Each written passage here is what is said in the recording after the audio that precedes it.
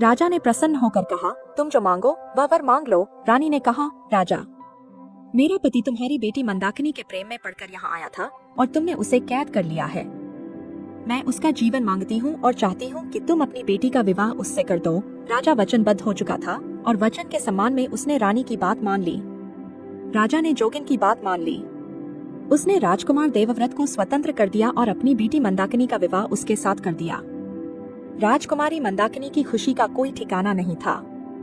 राजकुमार देवव्रत अपनी पहली पत्नी के चरणों में गिरकर क्षमा याचना करता है और कहता है, रानी, मुझे नहीं पता था कि तुम मुझसे इस कदर प्रेम करती हो कि सब कुछ छोड़कर, इतनी मुसीबतें सहकर मुझे आजाद कराने आई हो।